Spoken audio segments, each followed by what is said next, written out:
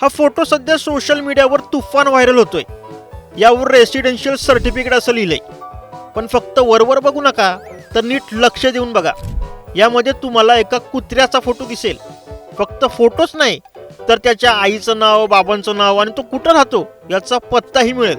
काय मग मंडळी, हा सर्टिफिकेट बघून धक्का बसला ना? पण नेमका हा प्रकार काय, कुठं घडलाय आणि हा सर्टिफिकेट इतका व्हायरल का होतोय?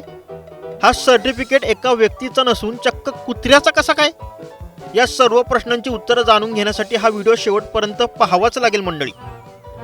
तुम्हाला जर का मी सांगितलं की हा सर्टिफिकेट पुन्हा एका व्यक्तीचा नसून तो कुत्र्याचा आहे, तर तुमचा यावर विश्वास बसेल? नाही ना? मलाही नव्हता हो।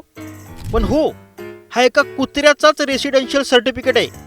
त्यावर कुत्र्याचं नाव डॉग बाबू असं लिहिलंय, तर त्याच्या आईचं नाव कुतिया देवी आणि वडिलांचं नाव कुत्ता बाबू आहे।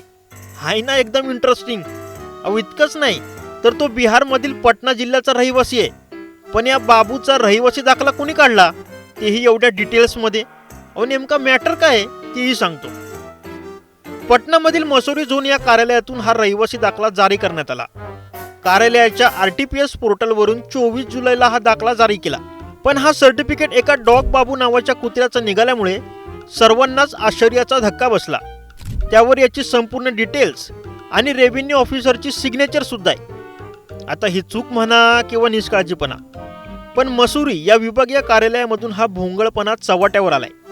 या सर्व प्रकारावर अधिकारी काय म्हणालेत, त्यांनी कशी सावरासावर केली, हे एकदा ऐकाच। देखिए मामला तो बहुत गंभीर है।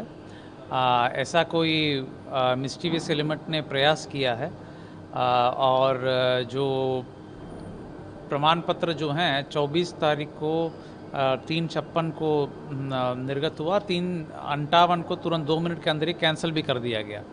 तुरंत जैसे ही वहाँ पर पता चला है कि ऐसा हो रहा है, तो 2 मिनट के अंदर ही ये कैंसिल भी कर दिया गया। और जो भी इन्वॉल्व कर्मी हैं इसमें, जो अनुशंसा किए हैं, उनके विरुद्ध FIR करने का और उनके विरुद्ध सस्पेंशन भी आज कार्रवाई हो रहा है।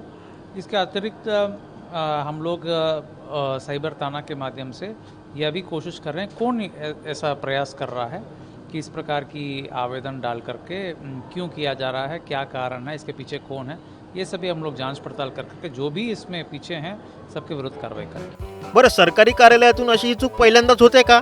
तर तसं नाहीये। पॅन कार्ड असेल, आधार कार्ड असेल किंवा वोटिंग कार्ड बद्दल ही अशा अनेक प्रकारच्या गोष्टी समोर येतातच की। मात्र ही चूक विभागीय कार्यालयाच्या लक्षात येताच त्यांनी इमिडिएटली ॲक्शन घेतली राव।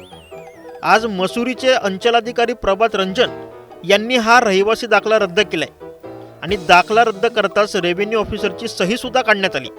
मात्र भविष्यात अशा प्रकारच्या चुका पुन्हा होऊ नयेत, त्यामुळे त्यांनी या प्रकरणी दोषी आढळलेल्या कर्मचाऱ्यांवर मोठी कारवाई केली।